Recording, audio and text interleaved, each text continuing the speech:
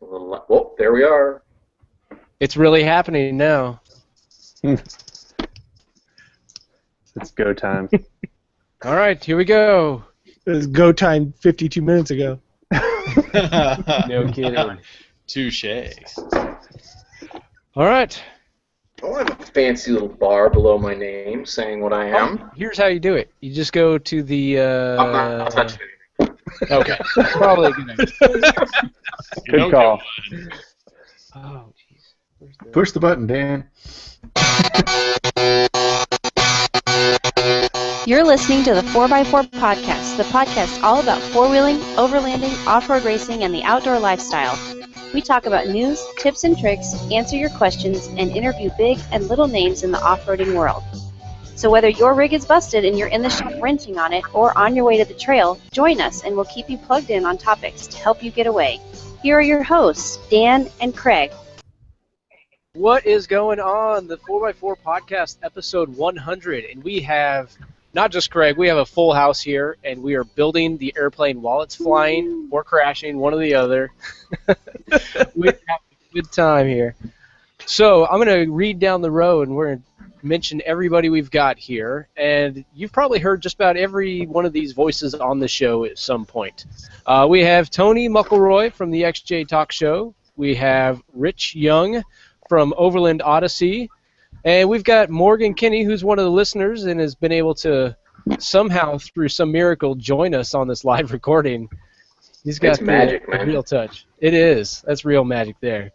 We also have John Kostich from the Center Steer podcast, Jason Speck from Mountain State Overland, David Boyd from the Nissan Nation podcast.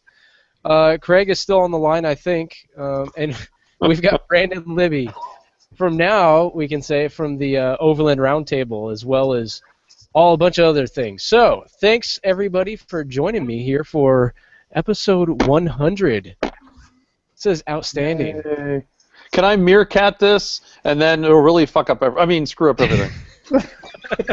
I'm sorry. Go ahead. I mean, this thing is going around. We've been playing with this, trying to get the show going for 52 minutes, and we finally managed to get it. So, good times. And I do have a show lineup planned. I did do a little bit of planning for episode 100. But to start things off, I just want to mention that the 4x4 podcast now is sponsored by Fridge Freeze. They are working with us for this expedition to Alaska. Since we are doing a major overlanding trip, it seemed appropriate that we actually plan and the whole thing legit and find out how a fridge works on a legit overlanding expedition.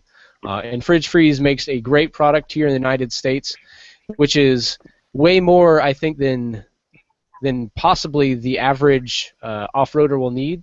But if you are in the medical community, I definitely recommend you guys check them out for transferring blood, organs, whatever you need. They are the real deal. It's going to last forever.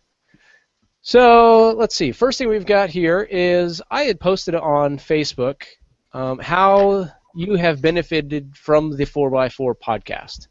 And while I try and find that link again, I'm going to open it up to some of the guys here in the Hangout with us. And I don't know. Let's start with Morgan, our actual listener that doesn't have their own podcast or something. How have you benefited from the 4x4 podcast? Well, other than a great way to, take my mind off of some of the mind-numbing work I've been doing while listening to it, I've found it quite helpful as a resource to, plan out what I'm going to do with my own vehicle,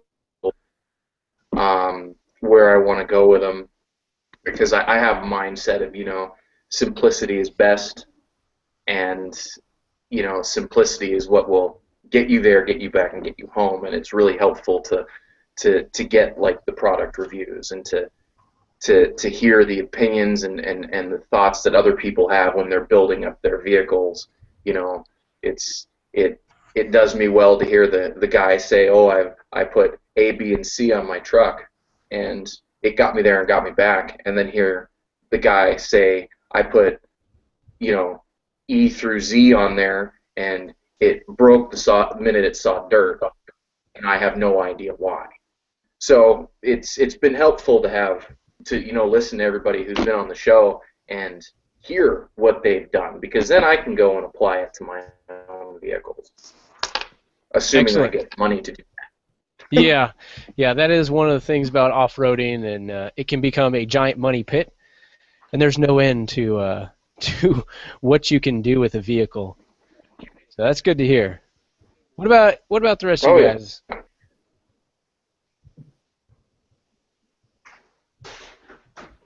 Okay, well, I'm gonna jump right in, and I'll read through some of the comments here.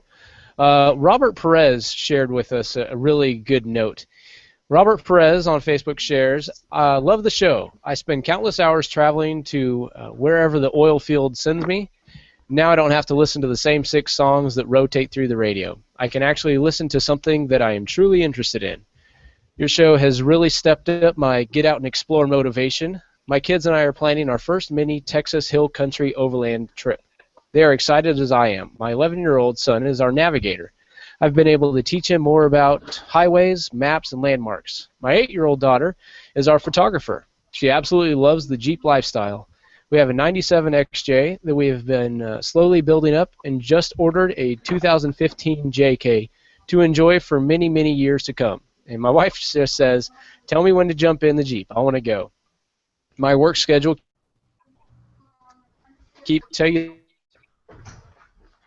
impact on our family. Thank you for everything that you do. And Robert, thank you for sharing that. That is really the reason that I've started the podcast and have carried it on through 100 episodes, is because I want to help motivate and inspire and educate you guys, and make that trip more enjoyable for not just you but for the whole family.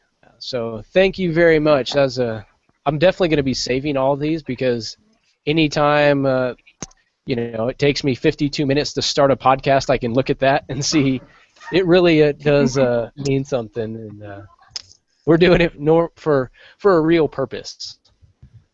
So has anybody else got a story to share how the 4x4 podcast has affected them or benefited them while I jump to the next message here? As a fellow, I think I gained 5 pounds listening to the food segments.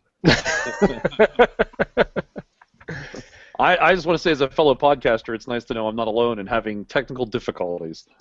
Oh yeah, the technical gremlins will always get after me. So, and it's funny, I am not the most technically inclined person.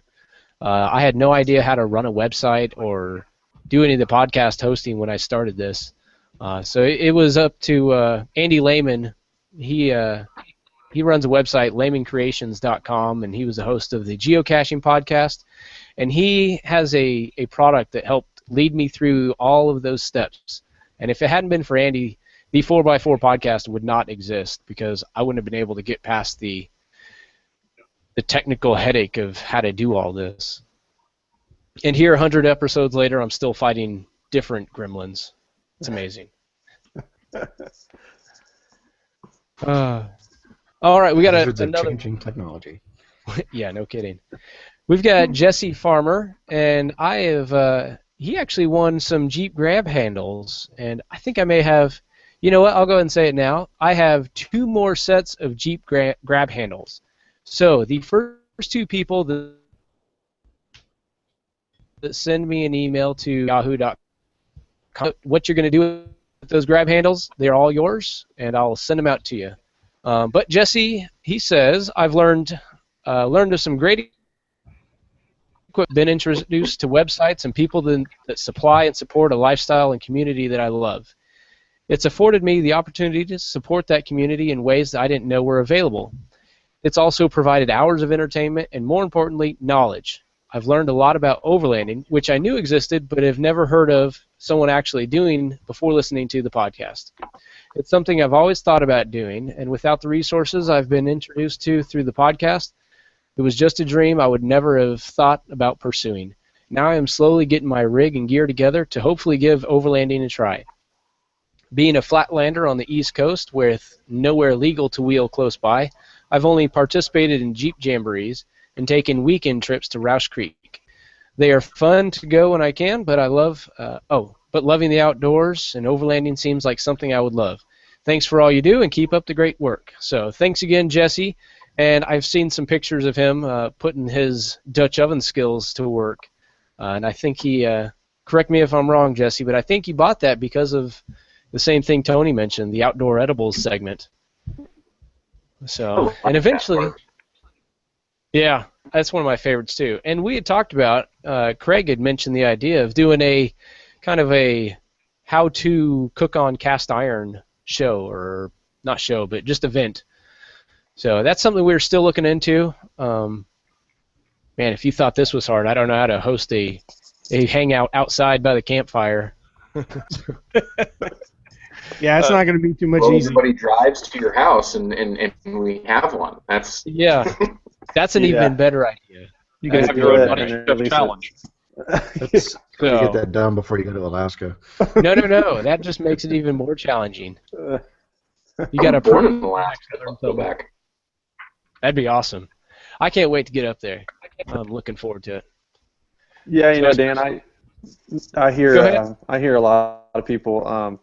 You know, we get emails from people too of, you know, where I live, I don't have really opportunity to go out and, you know, find different places to go wheeling other than the 4x4 parks and things like that. And I think, you know, listening to the show and seeing people going out and finding trails and, you know, maybe mapping trails and sharing that with the community through the motorcycle community or through the overland or 4x4 community and getting those people out there. I mean, essentially it's just kind of going to the right place, going to a coffee shop in your local town and finding the right people or finding a truck that's kind of equipped or not, or and just finding those people. I think you're gonna find opportunities no matter where you are, you know, whether it's in the Appalachian Mountains, whether it's in the Rocky Mountains or Pacific Northwest or Alaska or Central Plains or something like that. I mean, the Trans-Atlantic Trail, Trans-American Trail rather, it traverses the U.S. So I mean, you know, there's work being done on that, you know, and those opportunities are out there for people. So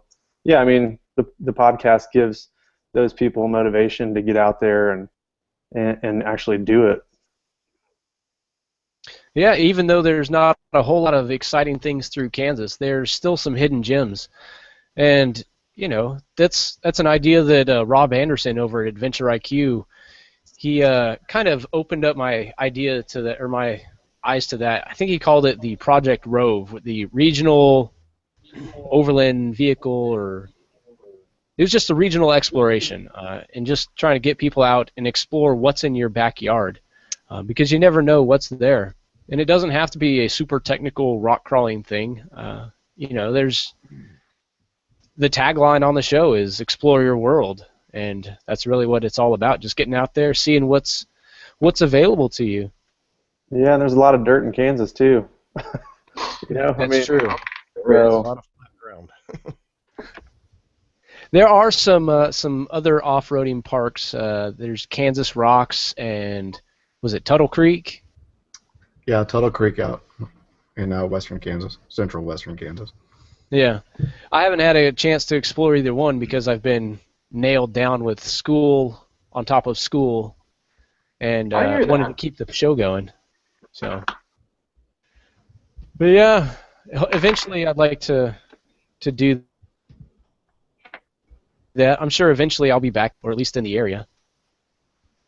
But let's see, we've got another message I can share. This is from Jason Hoffman. He says, I've been introduced to a lot of great websites, learned that there's some good wheeling not far from your home, and just listening to the podcast has been great entertainment. Keep up the great work. Thank you, Jason. And that's really what we're going for. So Dan, yeah, how has this show benefited you? I mean, obviously we hear others, you know, talking about how you know, it's brought excitement to them. How is, sorry to turn the interview around here, but what has this done for you? You know, there's somebody asked me before, there's a question that goes around amongst podcasters is, what is your because of my podcast fill in the blank story? And what you see here on this hangout, all these different faces, I would not have been able to interact with you guys if it had not been for the podcast. I am, believe it or not, an introvert. I don't normally just go up and talk to people. And it's funny that, Tony's got a similar story, I think, that even though I host the podcast and I talk and I'm listened to by many, many people, that is totally outside of my normal character. But really the biggest thing that's I noticed that you do it from a box, though. I do. So I think that feeds your, to be in all seriousness, I think it feeds your introvertedness, as you're not actually seeing us. Well, that's true. It's true. But sorry, I found that even mysterious going for a out to even going out to events, I find myself being more approachable and more outgoing myself. So it's and there's, like I said, there's been so many people that I've been able to interact with just because of the podcast, and that is really how it's benefited me the most. It gives me another excuse to put stuff on the Jeep and go try new locations, but really it's all about the community as far as I'm concerned. Yeah, I agree with you there. Not on the Jeep part, but on the community. Exactly. Yeah. Well, and I've said it many times. Just because I have a Jeep doesn't make me a Jeep guy. The Jeep is not the one driving to Alaska, so it's getting hauled up there by a commercial carrier. What's the name of your dog again, Dan? Now hang on. Lots of You're pictures. telling me there's four-wheel drives that are not Jeeps?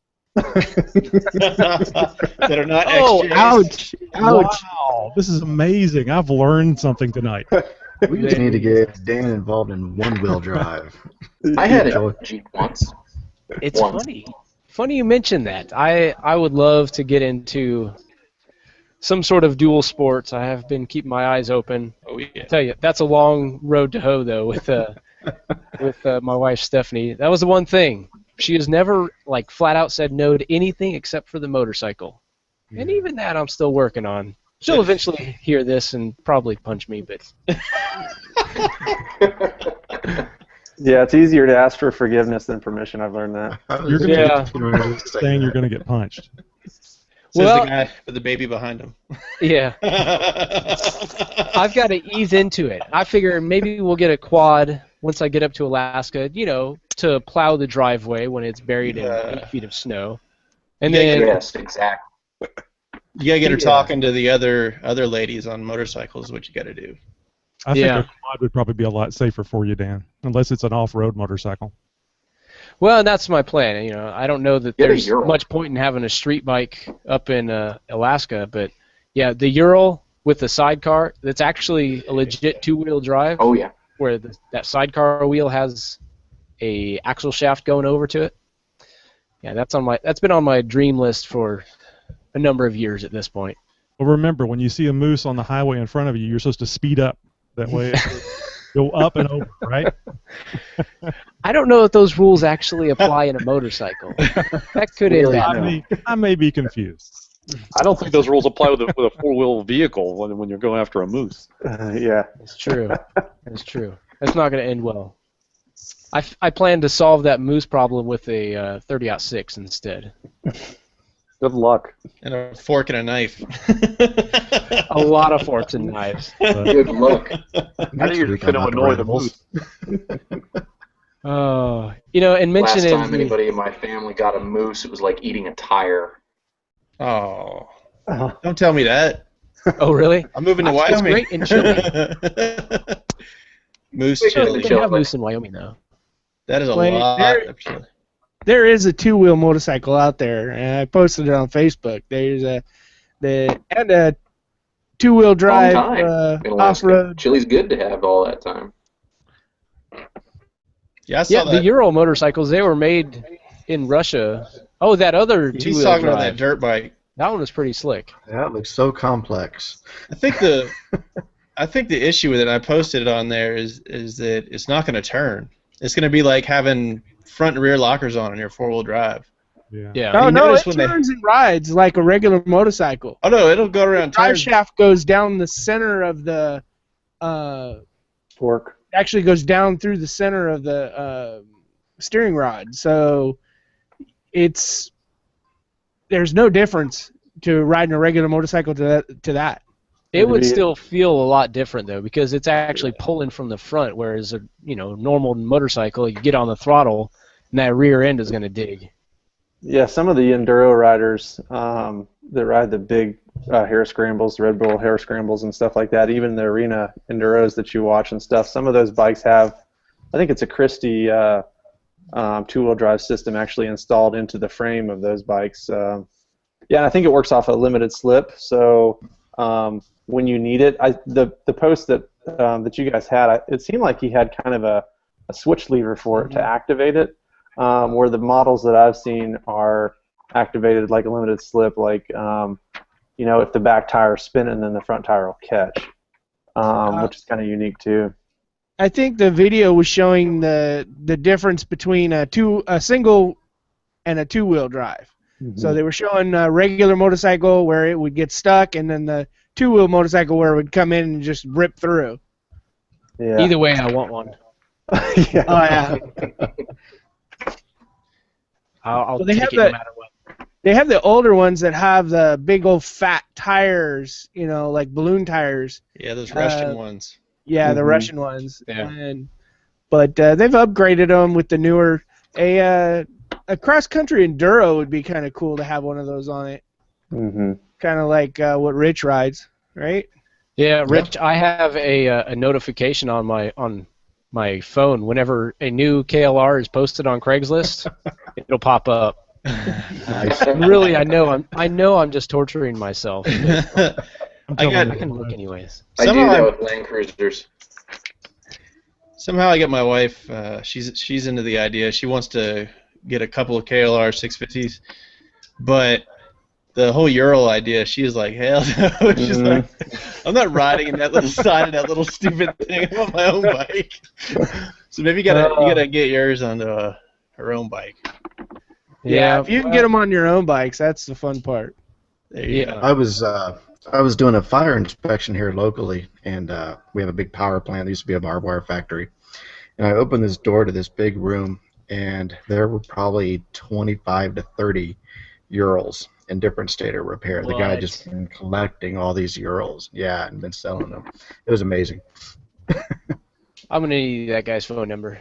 Yeah. Right? Well, it sounds like those are probably Cold War era bikes. You probably don't want one of those. Yeah, you don't want one of those. Actually, some guys did 3 guys rode one on in the new Overland Journal. You read about all their breakdowns. Yeah. Wait, 3 guys in a single Ural? Yep. 3 guys. Yeah, Well, they they have that pad on the front over the front wheel, so one's sitting over the front wheel, and then I think they got snuggly. Yeah. They would have to. I mean, as a Ural, they pushed it probably most of the way anyway. So. How do you decide who That would be a sits whole where? new definition of Who road loses rash. that bet? Draw straws. yeah. They rotated. Yeah, I think they have Yeah. a sidecar class, and even in the Dakar Rally too, don't they? Or I could be mistaken on that, but I don't know. I hadn't seen that one. I've seen them on the Isle of Man in those. It's yeah, insane. when they're leaning off to the scary as side. Yeah. Whoa. Yeah. It's more like, those it's like guys- a pallet.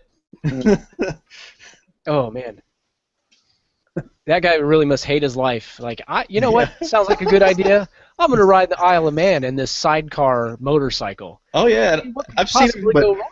I've seen them Only in half hay of it's in the bales, too. sidecar at any given time, though. So Have y'all seen They're them hanging hanging the upside hay down. bales?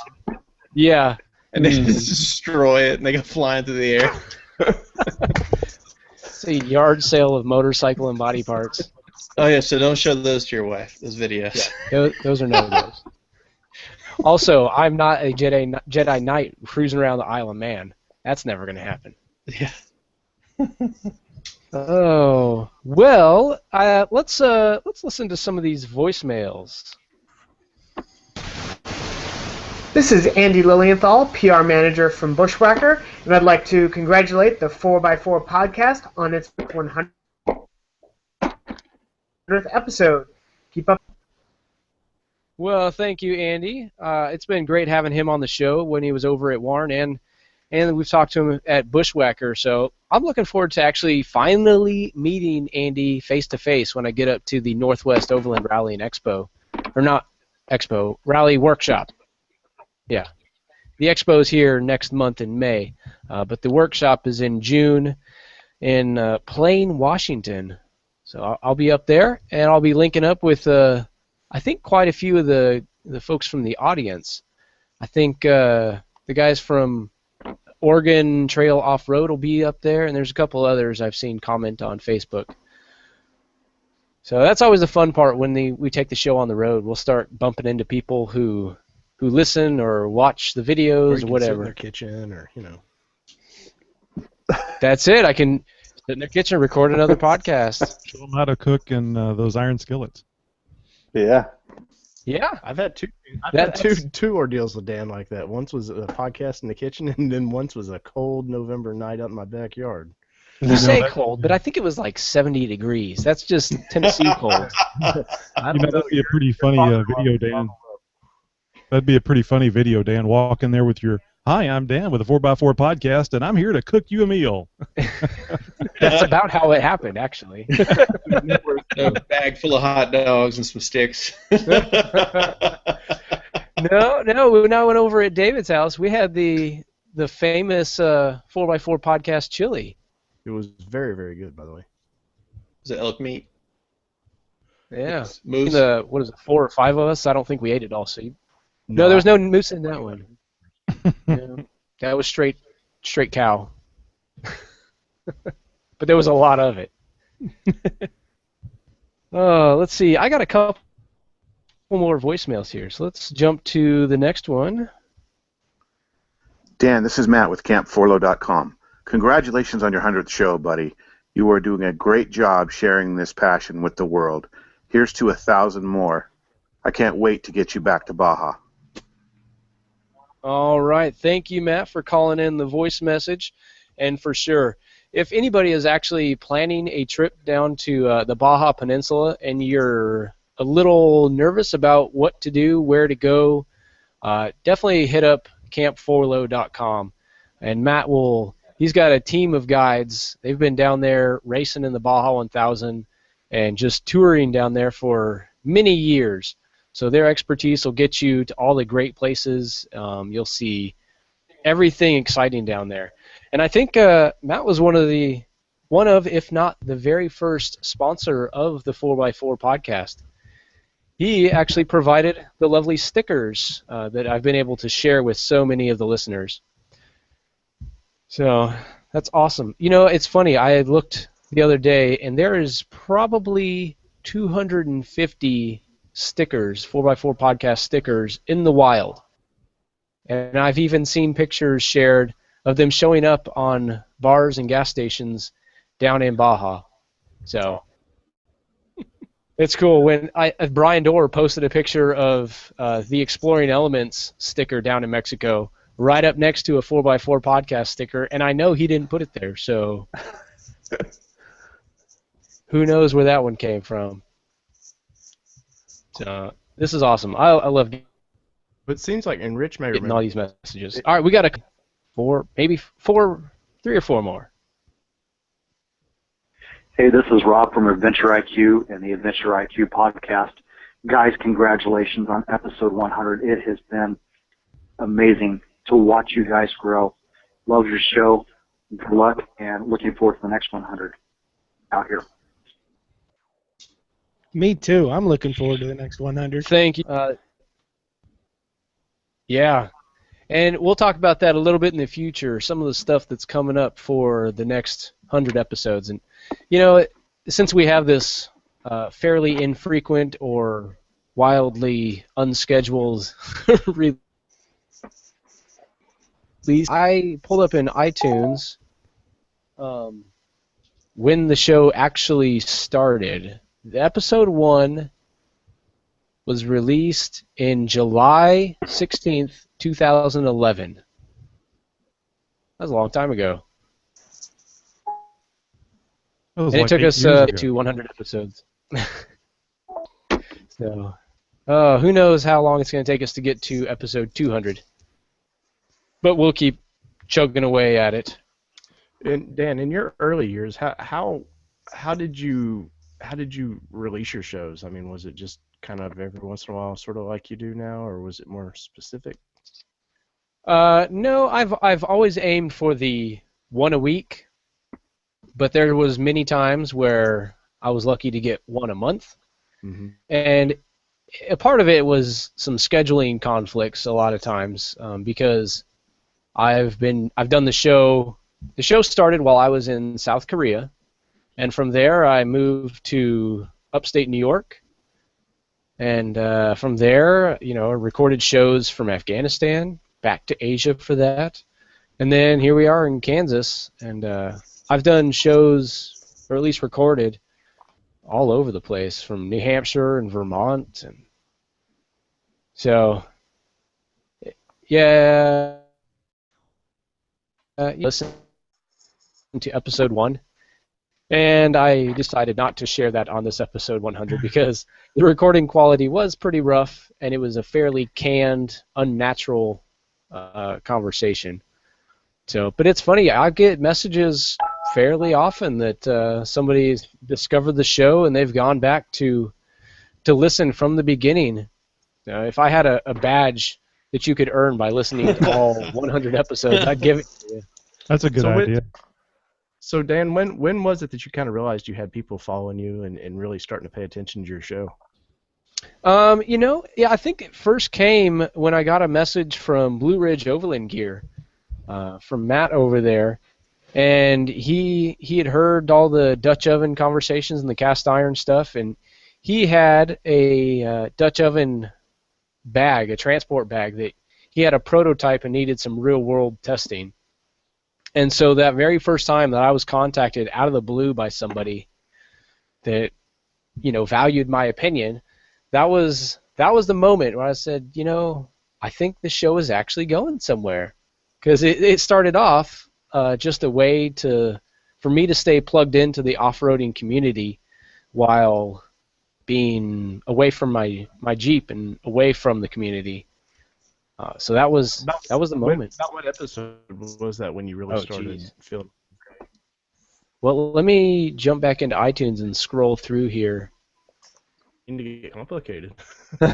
Yeah, that's how this thing's gonna fall apart, Yeah, that's where I actually ran into Dan, was over at the Blue Ridge Overland Gear shop. So, tagging up to him, followed him on Twitter and stuff like that, when we first got started, but to meet him, face to face and talk things through, and yeah, I mean, Matt's a good guy down there at Blue Ridge Overland Gear, for sure.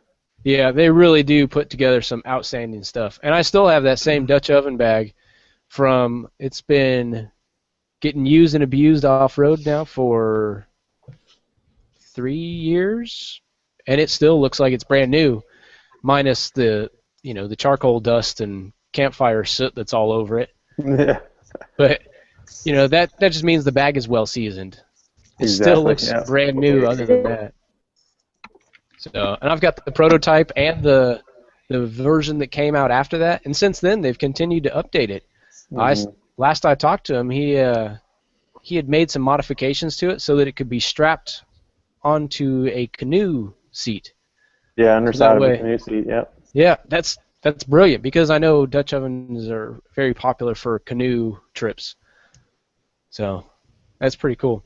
But I've also got, let's see, I can't even really go through the entire list of Blue Ridge Overland Gear stuff that I have, but my favorites are definitely the seat back panel with all the pockets and the visor organizers. And the map bag. The map transport bag is excellent. Now that one's waterproof. I need one of those. It's not waterproof, but it's water resistant. The materials that they use on all the stuff that Blue Ridge Overland Gear makes is just top notch. You're not going to find that on anything you can get in your normal catalog. I've heard of other people getting seat panel things, and they just fall apart, just because the workmanship and materials are not up to par. Oh, maybe we need to get them together with Fridge and get them to make a bag for your fridge. That's true, and that's the other thing great about Blue Ridge Overland Gear is that you can send them any idea that you have. They do custom work as well. Pretty sure they made all the swag bags for the Overland Expo East. Oh yeah, I yeah, hadn't he's heard doing that. he's doing West too, actually. Now. Haven't done West yet. See, it's really exciting. I feel like I at least had a little bit of a role in kind of spreading the love and the awareness of Blue Ridge Overland gear, and I couldn't help but tell people about how awesome the stuff they make is. Oh, absolutely. I mean, I think just the creativity that goes into actually designing a kit bag that he makes for a specific purpose, and then all of the other ideas that evolve from it from the people that actually have them. I mean, that's where that collaborative piece of it comes together, is people sharing their ideas and saying, well, what if you did this? And he thinks back and kind of redesigns and reconfigures and stuff, and truly an awesome product. I agree with you. It was through this podcast where I first heard of them too. So I mean, they do make a nice product. Yeah. Are they, Rich? Are they the guys that came out in the old FJ at the Overland East? No, that was a fabrication shop. I can't remember who it was. That showed up to that for a little bit. He would have been in a 100 series pulling a cargo trailer at Overland East last year. Yeah. I thought I remembered somebody pulling around him.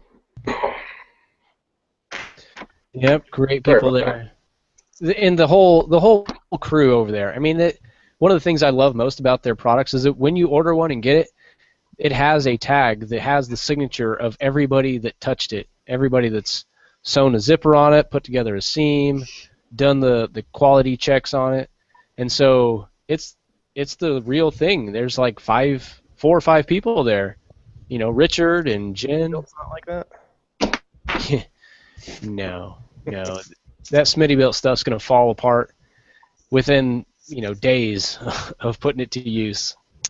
Yeah, when we did a maker type of documentary short film for him over there at Blue Ridge Overland Gear, and he used one word or one term coined in that interview that I kind of stepped away from, thinking like it's so true, like referencing his equipment that he builds as legacy equipment, because it will, just like you were talking about with your Dutch oven bag. I mean, it'll last.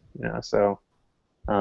And that's one of the great things about what Dan's doing with this podcast is, you're putting the spotlight on some of these companies that may, the Overland community we'd like to think is really, really big, with Expo Portal and stuff, but really it's still kind of a smaller community, and there's new people every day, and any resource like this podcast to bring people into it, and then you're really putting a spotlight on, hey, here's the quality companies to, that you're reviewing or you're talking with on the show each week, and that's probably where I've really, not being a Jeep guy and not really having an interest in much of the Toyota stuff either, that I've found as kind of a Nissan guy, is Dan's, you're talking with these companies that may offer something to me that I would never ever have found if it wasn't for your interviews, and kudos to you for that, because whether you know it or not, I mean, there's 10 people in this room right now that we've either interviewed with you or just had some dealings with, and those out there, no matter where you are in the world, Dan is a super quality guy. He when I've met him several times, I mean, he is the same person that you hear in this interview. When you talk to him, he doesn't put on anything about him.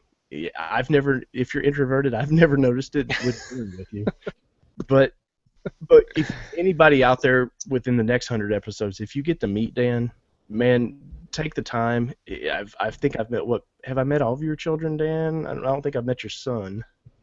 No, you haven't met the oldest or the youngest. Okay, but man, every time I go to Tennessee, my daughter Brooke, she keeps saying, "Hey, I want to go see Sydney."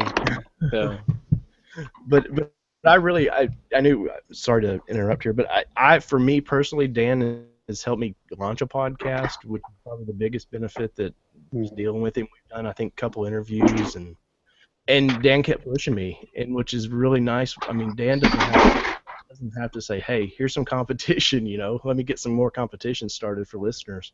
But Dan really pushed me and drove me to, you can do this. And I appreciate that, Dan, and I want to say thank you, and hopefully you have another 1,000 more shows in you, because you really do an excellent job. Dan, do you get really tired when people wish you 1,000 more shows, especially when you've had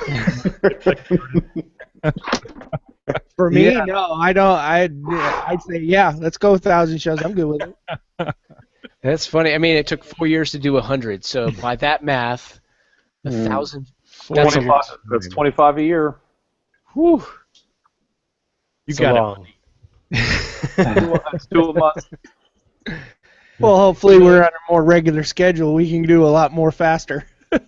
Yeah. You know, and it's funny. Just lately, as my school stuff has started to draw down to a more normal schedule, we've actually been able to do one a week. Well, three a month, because I guess now is as good a time as any to mention that we've been able to launch a new show. And really, this is all because of everybody that shops on our Amazon affiliate link.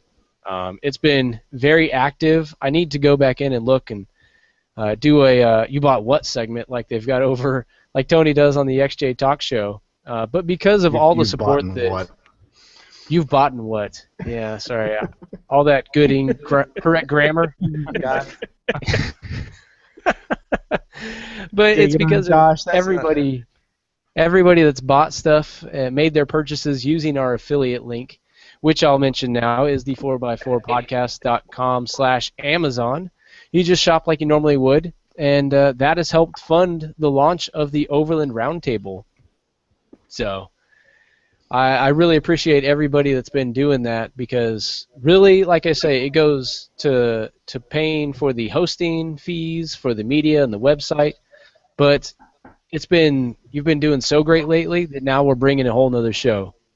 And it's so great that I thought my Amazon exhaust was on there. because Amazon they don't charge you anything more whenever you buy something, but yet they give a little something to the people that are advertising, and it's a wonderful deal. I mean, you're going to go shop at Amazon anyway, so you might as well help support your favorite podcast.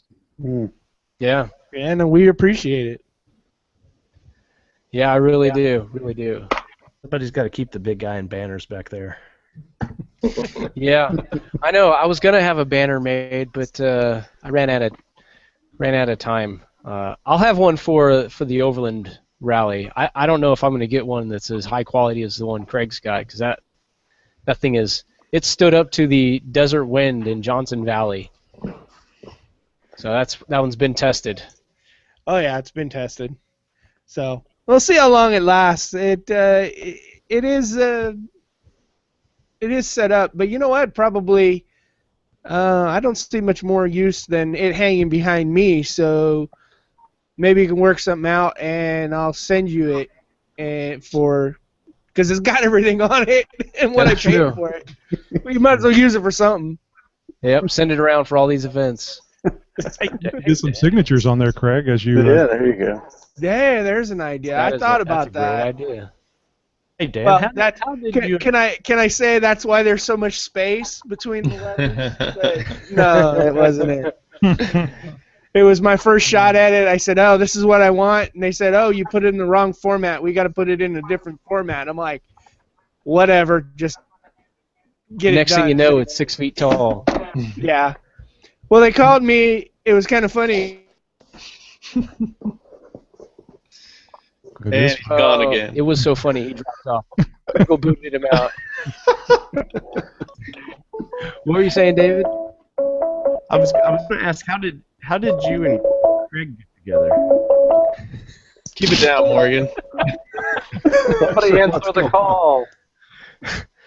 We've got the Google I'm Space. trying to get my stupid tablet to work here because my computer's lagging so bad. Hey, I totally get that. I had to shut the Wi-Fi off on the tablet and the phone was going, and like I said, we are building this airplane while it's flying.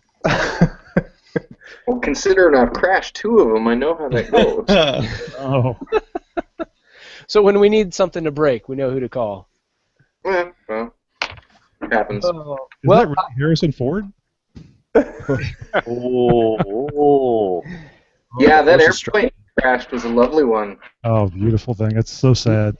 You know, I saw there was a picture of Harrison Ford getting loaded into the ambulance. Carbonite.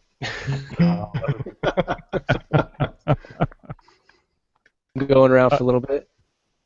I All right, told David. I'll let I you told ask the Tammy question. he crashed because there was a snake in the plane, and she was like, "Really?" So Dan, how did really hates I don't know if your listeners know, how did you and Craig get together? Well, I'll let Craig answer that one.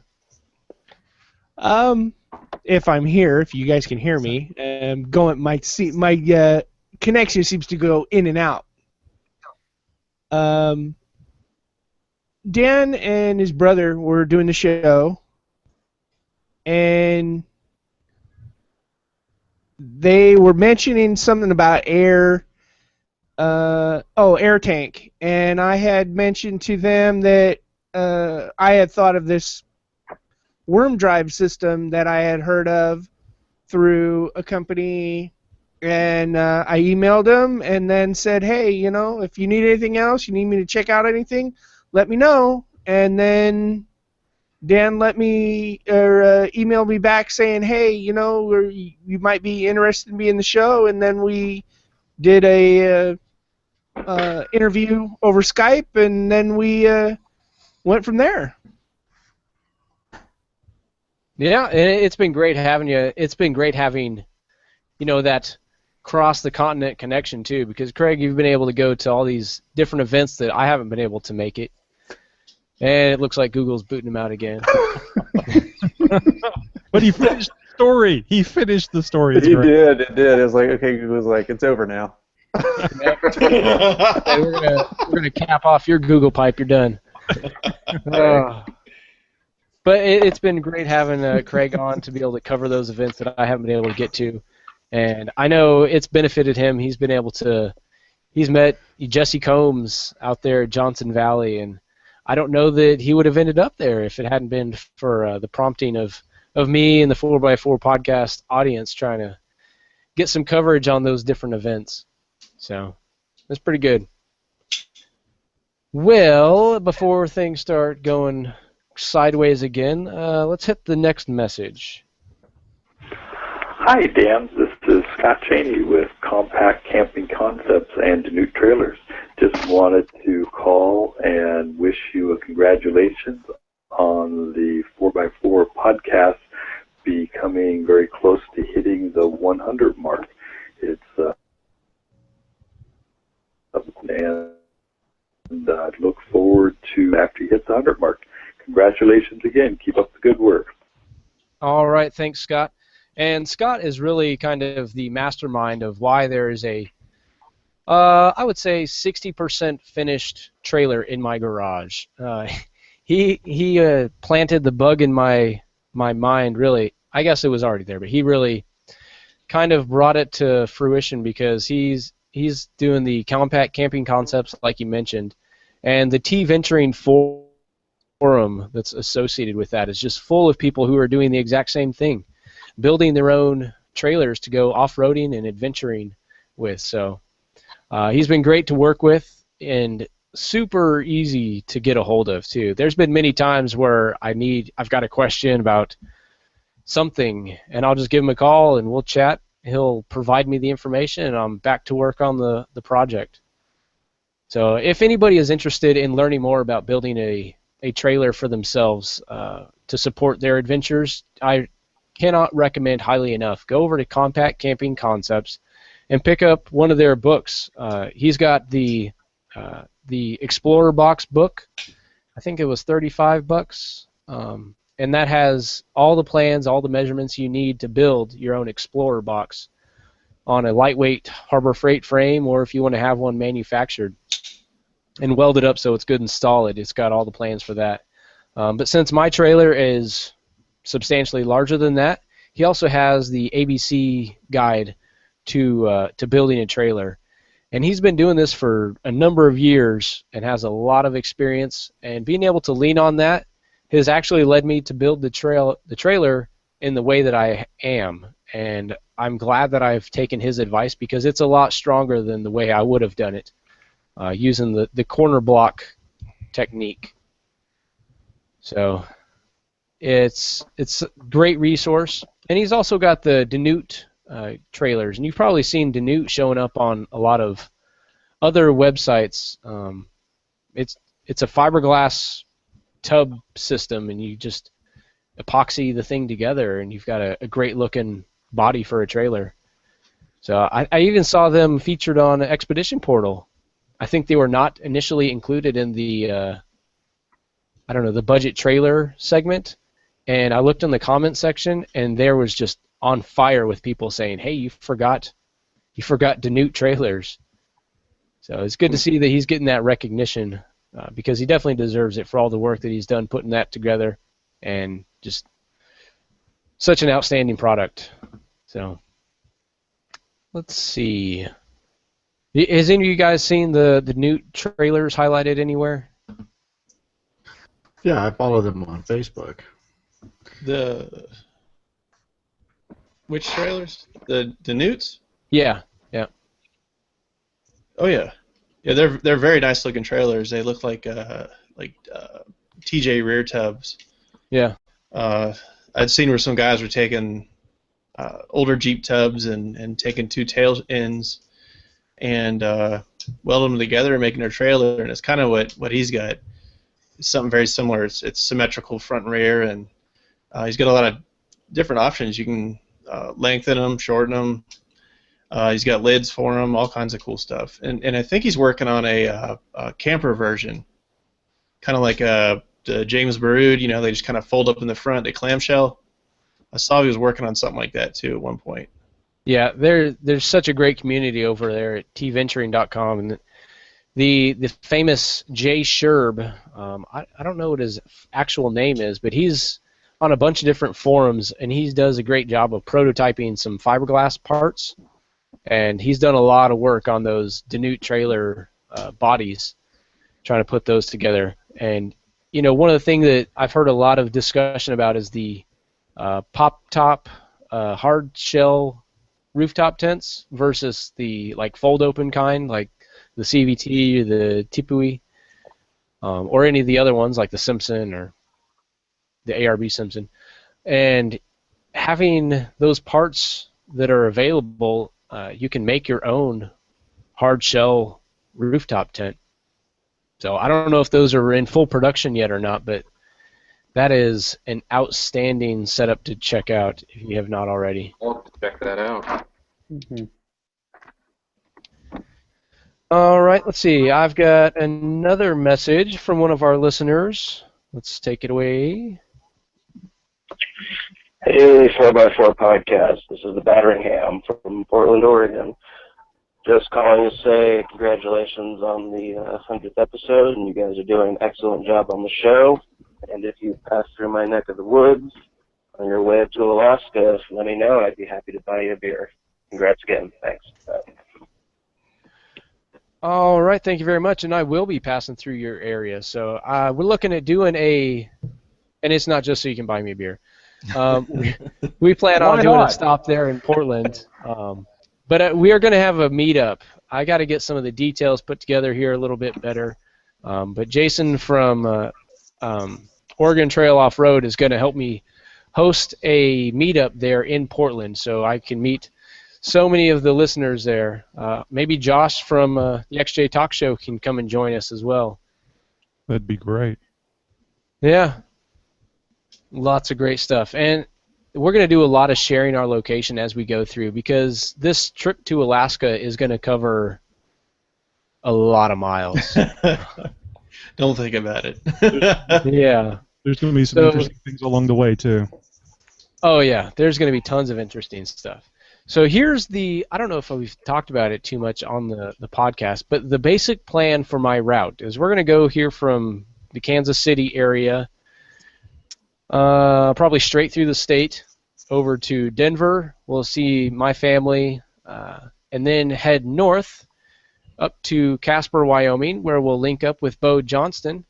And as long as the plans don't go horribly sideways like the beginning of this podcast did, we're going to take a little 2-day trip through Yellowstone, 2 or 3 days, depending on how the schedule works out. So we can actually explore Yellowstone National Park. And Bo has a lot of experience up there. He's done a lot of great photography. So I'm looking forward to seeing those areas and exploring and just having that kind of expertise there on the trail with us. From there, we'll cross over into Idaho, and we'll see the, not moon rocks or crater. Anyways, there's a bunch of lava. Craters of the Moon State Park or National Park. Yeah, we'll stop in there. And I've been there before, but I don't think my wife and I know my kids haven't. So I'm excited to show them that kind of really unique area. The landscape there is amazing. But from there, we'll go down into Boise, Idaho, and hopefully we'll see Rob from Adventure IQ. We'll see my brother and his wife. And let's see, from Boise, we'll head over to Oregon. And if there's time, we'll also plan on going up to Crater National Park there and see the giant crater in Oregon. I've heard lots of great things. It's beautiful from what I've seen in the pictures. But from there, we'll go up, meet up some folks in Portland. We'll do a meetup in Seattle. I think we're going to do the meetup before the Overland Rally and Workshop. But the workshop is the June 20-something. I don't have a calendar here in front of me. It's late June. But after that, that's our official launch into the real exciting part of our trip, where we cross over the border to our north. We'll go up to British Columbia, and then all the way up into the Yukon Territory. Leaping from tree to tree. Oh, sorry. Yeah. My best girlie by my side. Yeah, we're going to dodge potholes all the way, I'm sure. I don't know how many trees are in the road, but there's probably a few falling off the logging trucks. I've heard it gets pretty exciting on that route. But once we get up to the Yukon, I think it's Whitehorse. Sounds about right. Whitehorse? Yeah, that's where, kind of where the Alcan Highway starts, or the Cassiar. I don't know. Somebody needs to educate me on this. But then we'll drive straight down into to Fairbanks. Maybe cross through Denali National Park as well. Remember, if you can see Russia, you've gone too far.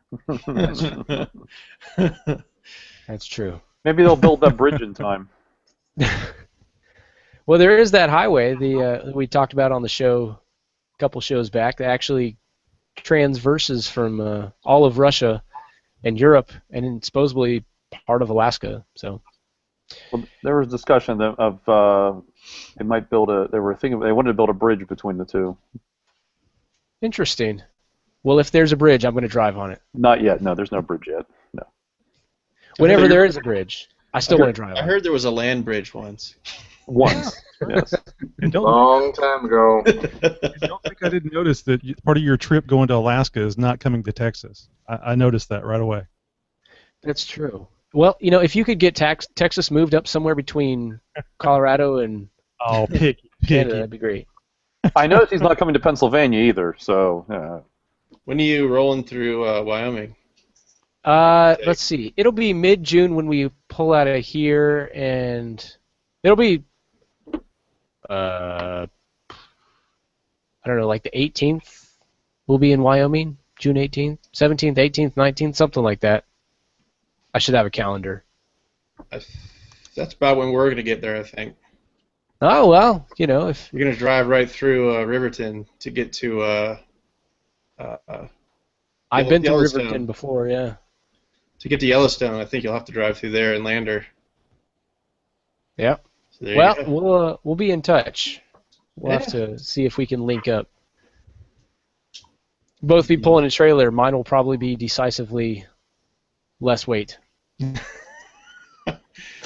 Yeah, I think mine's going to have a Xterra on it. Oh, yeah? On a U-Haul truck.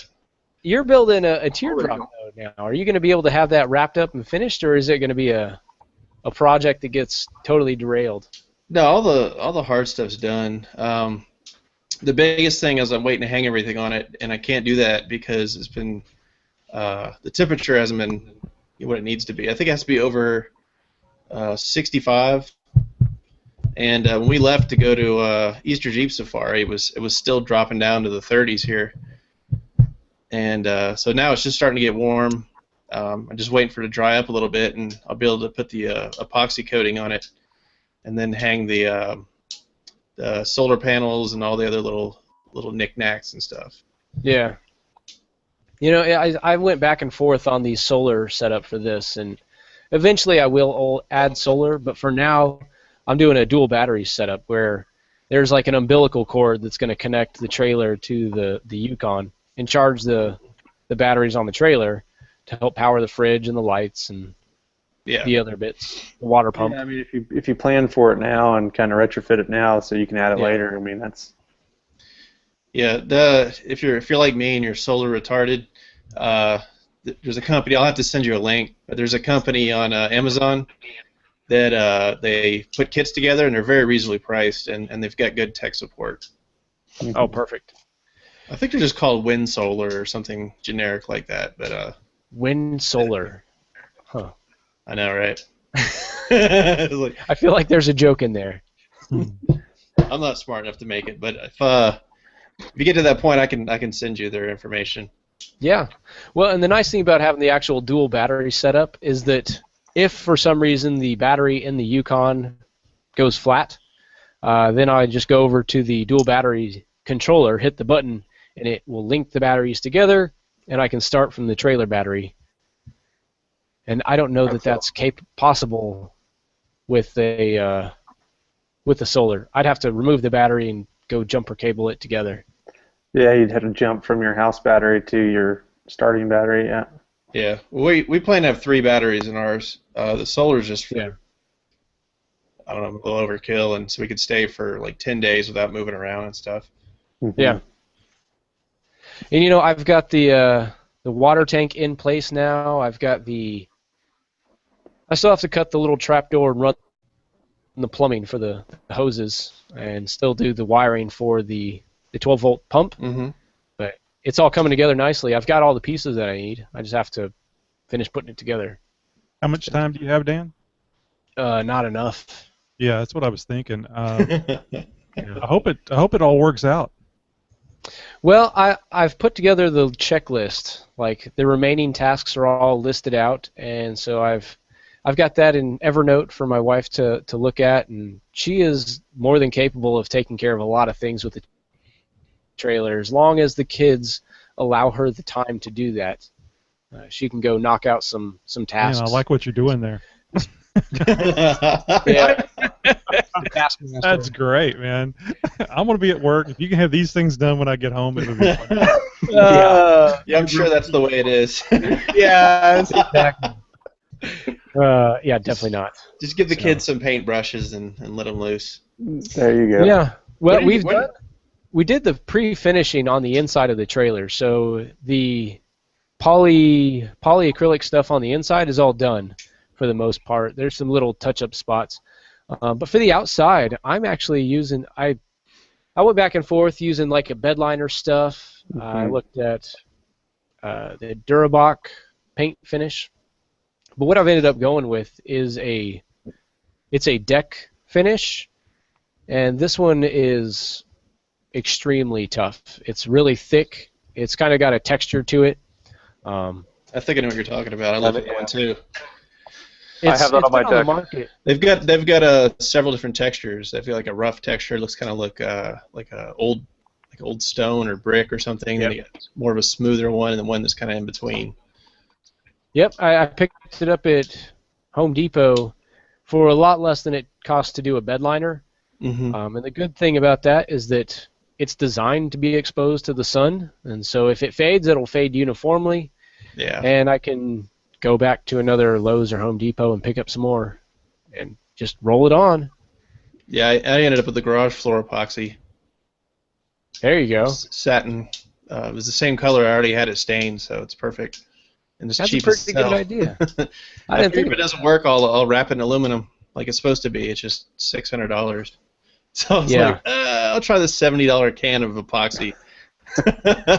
I know. When you think about like this, I did a bunch of research, and I talked to a lot of people that are professional woodworkers and stuff. They all seem to think it'll fix as long as it'll work well as long as I do the prep work correctly. So just making sure there's no there you go. Like grease or oils or anything left over from building it.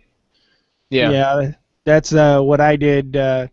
My woes with my fuel tank, I decided to just go ahead and patch the holes, and I went to the store, and a buddy recommended JB Weld. When I went to the store, JB Weld doesn't have a fuel one, or they didn't have one in stock, so they gave me another type of sealer for fuel tanks, and I patched up the tank, and instead of $400 tank, it's $4 to fix it. So, yeah, I understand. Smart choice. What were you doing? You were getting shot at, Craig. Yeah. Well, here was the thing is the idiot that put the box in the Jeep originally. He drilled through the back of the Jeep into the fuel tank. Oh no. Yes, and he did it in 2 spots. Actually, he did it in 4, but only 2 went into the tank. Nice. Wow. So I sealed those up today. I noticed that the bindings on the tank were a little too tight, so I decided to loosen them a little bit to get the top of the tank from bowing in. And one of the straps snapped. Ugh. Wow. Story over. I was going to tell Craig you can actually get those straps at Amazon.com if it's for. Oh man, I think he has a word ration or something. I don't know what's going on. Yeah, you've hit your quota for words and you're done. Boom. Get out of here. You know, and speaking of Amazon, I was talking to a buddy who's actually moving up to Anchorage here. The Army has taken him to that side of Alaska than me. But he spent like $35 for the Mile Marker magazine. Anyways, there's a resource that has all the information for driving up to Alaska through Canada. And he said, holy smokes, I wonder if they have it on Amazon. Sure enough, I paid $10 less, and it'll be here in 2 days.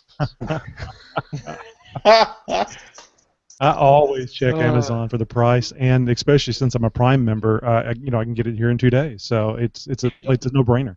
Yeah, Prime is awesome. They're not always the lowest, but most of the time they are. Absolutely.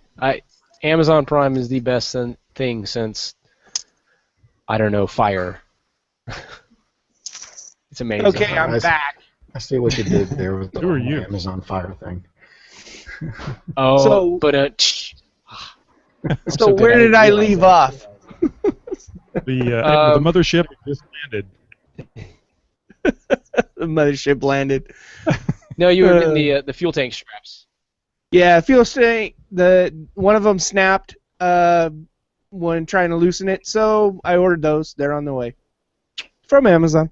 Hey, excellent. There you go. But they Amazon. won't be here till the end of the month, so my tank's still gonna sit on the floor for a month till the end of the month. Have you heard about Amazon Prime? Yeah, I'm not paying for it. Oh man, Amazon Prime has paid for itself many times over. Absolutely.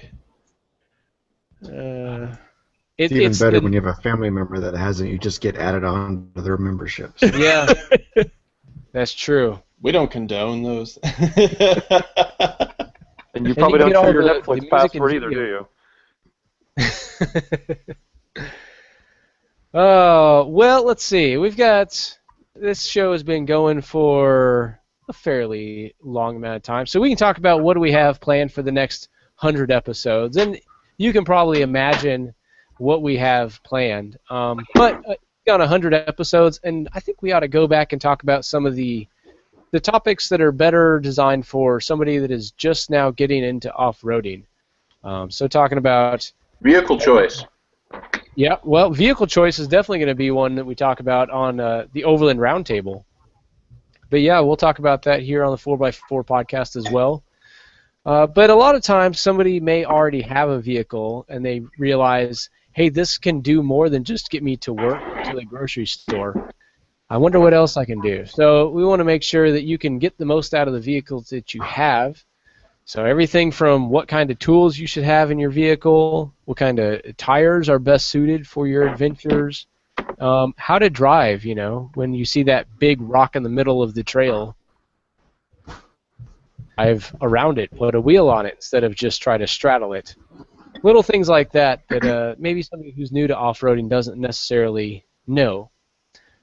So that's something that we have coming up. And if you have a recommendation, if anybody in the audience has a recommendation for a topic that they would like for us to cover, just go ahead and send it over to us at the 4x4podcast at yahoo.com. You can send it on Facebook. Very active on Twitter and Google Plus, less so because maybe that's why Google Plus hates me, because I don't use it enough. Who knows? But you can expect to hear more of the same great interviews that we collect from around the industry and especially in the community, because, you know, while I'm fairly certain I could reach out and talk to any of the guys who are running trophy trucks in the desert, they get enough screen time. I want to feature the guys in our community that are doing great things. And so if you are listening to the show, odds are I want to talk to you and find out everything that you're doing and how you're putting your adventures together, because we all have something to learn from somebody else. Let's see, what else have we got going on?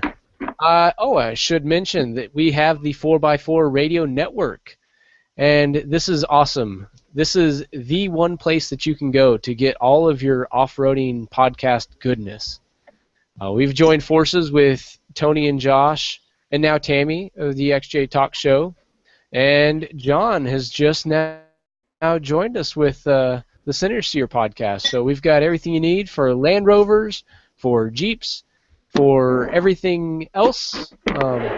You know, I've tried to get as much experience with that as I can. I think, other than the dual sport motorcycle, I've been in just about all of it, in one way or another. So, and you know, from it's the the ones I'm jealous of, by the way. Yeah, I'll have to dig up a picture of me driving that Land Rover 110. Yes. In a combat zone. Yeah. Rub it in. I don't envy the combat John zone part, you. for the record. Yeah. I do Could envy the probably go with 110. that. So, I've even been in a I'm Toyota Land Rover, Hilux. and then I got a Toyota. Well, see, there you go. Go from one family to the other. I take it all good-naturedly. There you go. But I can even say I've been in a Hilux in a third world country down in Papua New Guinea. So That's had cool. many great adventures. That's cool. Let's see what else we have going on. Well, I've been in Hilux in the United States, so. Yeah. I don't know that that's going to happen anytime soon. No, I did back in October. What? Yeah. How'd that happen? Oh, out the Appalachian Rendezvous. They have a. They have you know what? Toyota Hilux out there. Yeah, there are some. Well, you can bring a vehicle in for a short period of time, but you have to take it back out again. Like I think it's like 6 weeks or something. So it could have been a one that was brought in from a foreign one brought in from outside. No, what it is one of the off-road parks out there. They do education, and they do a lot of training for the military. Yep. So they were able to bring in the Hilux that way because they're training the military to use Hiluxes over. It's probably not. It's probably not rated for the road either, so it's probably not titled for the road. So therefore, I think they use them on their private property. Yeah. There's all kinds of crazy rules. There's some of them you can bring them in for a certain amount of time, and you can't put more than a certain amount of miles on them, and then they have to be shipped out. You can't retire them or anything like that, or transfer title. It's ridiculous. You can park them in a shed for 25 years and then import them. Yeah. Well, even then, apparently that didn't work for the Rovers that had the Homeland Defense or Border Patrol come and scoop up all the Rovers. I don't understand why that is, because I follow this outfit on Facebook that all they do is import Land Cruisers from Australia and Japan, and they apparently have no problems with importing Toyota stuff. Well, sure. You need to follow the rules. There are rules, and the problem they had with the Defenders is that they command a high price, because they haven't been available here in the United States since '97, and they command a high price here. So there was a guy who allegedly might have been a little shady and was taking VIN numbers because it was easy to do on a Defender and swap out VIN numbers for a, say, a 1983, slap it on a model that was 1990, 98, 99, and passing them through. And it caught up with them. They also were doing the same thing with. Excuse me. We lost them. I heard a comment and I interrupted them. Sorry. But yeah, so there are rules. They're good or bad. They're the rules. They're out there. We talk a lot about it on my podcast because we certainly would like to have a Defender here, but if you want to crash test them, if you want to buy them up and crash test them, we can get that happening. They did that with the Skyline GTRs before they're available here. There was a company doing that. I forget the name of it, but the guy, it was the same thing. He got greedy, started taking people's money, not delivering cars, and now apparently he's spending like 30 years in jail or something fun. Well done. Wow. So if we skip the illegal part, we just crash. we'll just start smashing some together and then be like, hey, does that count? Well, actually, that's an interesting question. If you never made the vehicle titled for the road, could it still be imported? Well, maybe you probably couldn't because it still has to pass the safety and emission regulations, I suspect. Sorry, I was thinking out loud. A lot of stuff's gotten snuck in under the radar. I know a guy who has I've seen sales come up selling movie spec vehicles like the Land Rover in James Bond. You could buy that and have it in your collection, but you couldn't drive it. So I don't know if there's some sort of stipulation.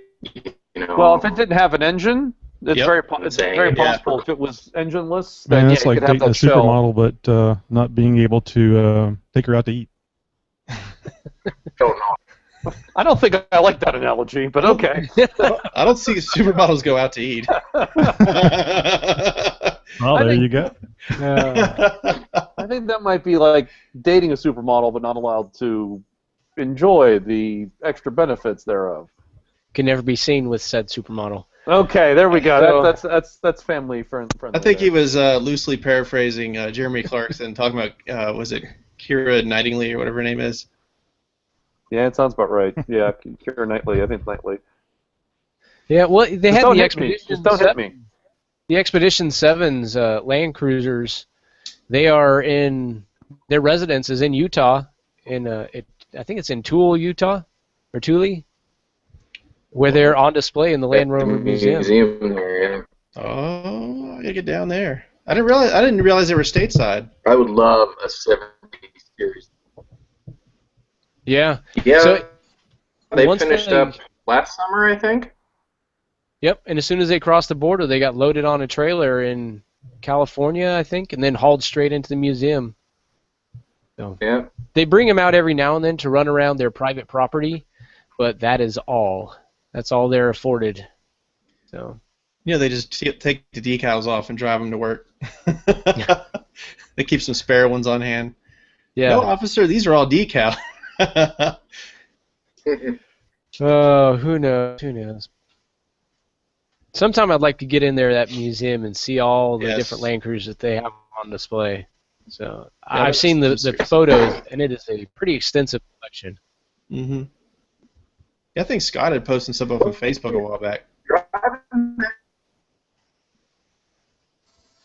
Well, the robots are eating Morgan. So, and I've seen some pictures from. Connected from the desert, so that's what the picture looks like. Yeah. Yeah. He's got a tripod and a satellite going. It's amazing. It's funny. When I actually was on Tony's show, on the XJ Talk Show, I was sitting in the passenger seat of a Toyota Tacoma in the middle of the Mojave Desert. Best audio so that we ever got. It can be done. Yeah. Yeah. It's kind of interesting. And I was just running a USB headset through this was in the days of the netbook.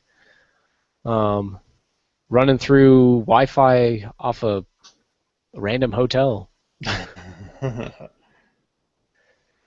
So it can be done. It can be done. Well, guys, I think we've gone through all the voicemails. We've read through some of the feedback there. I think that's it. We can call this episode 100. We better put a stop to it before it all falls apart anyways. Did you mention Lodge?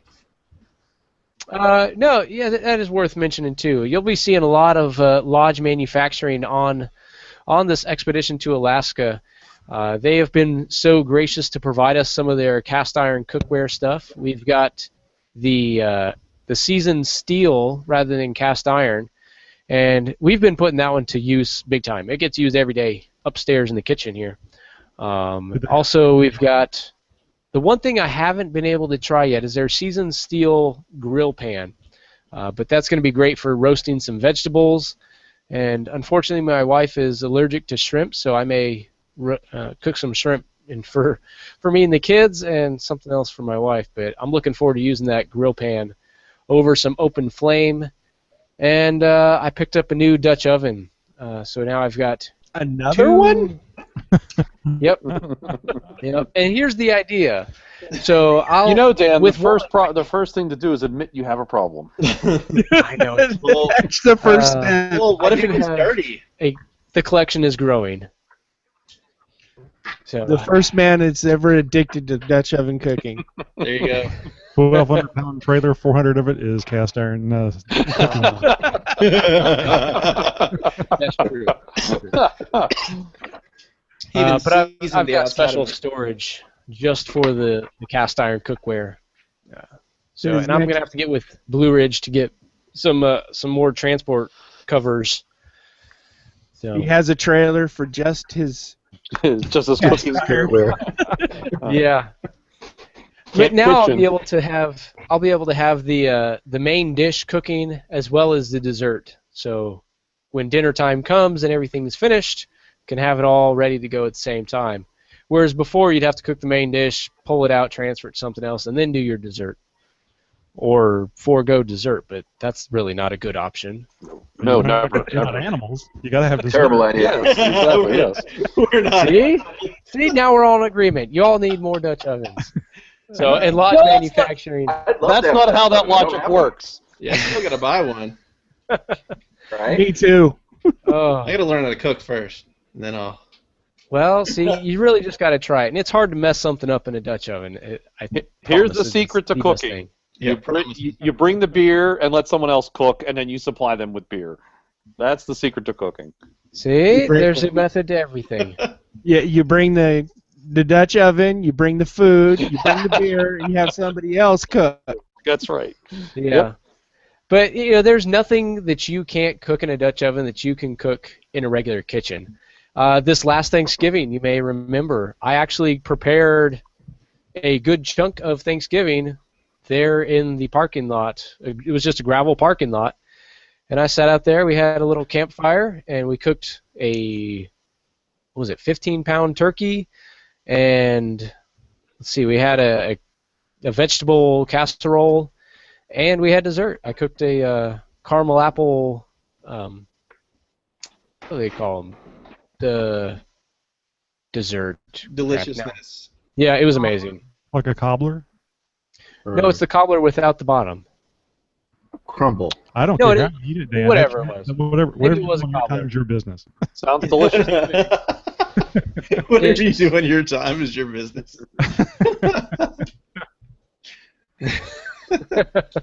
But it's going to be great. I'm looking forward to putting all of that wonderful Lodge manufacturing cookware to work. And, same thing, the reason I love Lodge manufacturing is the same reason I'm looking forward to getting my hands on the Fridge Freeze freezer, is that it's made here in America. It's manufactured. All the materials are sourced here in the United States.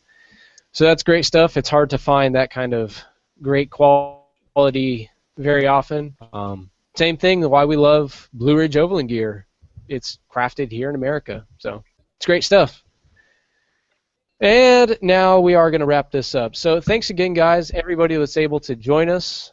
Tony, thanks for coming on. Rich, he held on for the whole thing. John from Center Steer Podcast, and Brandon Libby. Oh, and Craig, as usual. So, and thanks to the guys that had to bail out as well. I know family calls, and it has been a long show. But David Boyd from the Nissan Nation podcast, and Jason Speck from Mountain State Overland. And, of course, Morgan for joining us, one of our listeners. So, Morgan, sometime we'll have to get you on the show. Maybe we can get you some better Google pipes. And looks like you had a bill to go take care of an injured horse. Holy smokes.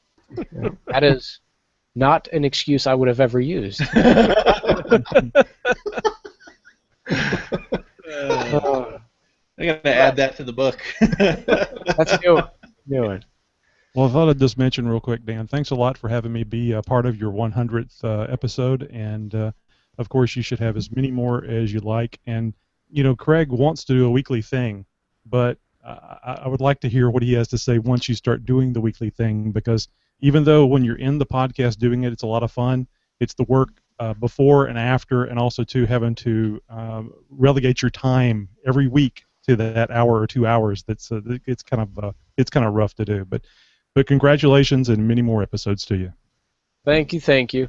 Yeah, the back end production is a little bit of a chore, but fortunately, you know, we've had a lot of help over the mini episodes. We've got Harold, who actually lives out in Virginia. He's helped produce some of the show notes many times. If I get the show produced far enough ahead of time, I can send it out to him, and he can do up the show notes for us, and that's been extremely helpful. And just everything that everybody in the audience has been able to do for us. There's many ways to contribute. It's not just all shopping on Amazon. There's lots of different great things you can do. Help managing the community on Facebook. That is a chore all in itself. But the audience there on Facebook, we're continuing to grow it. It's amazing.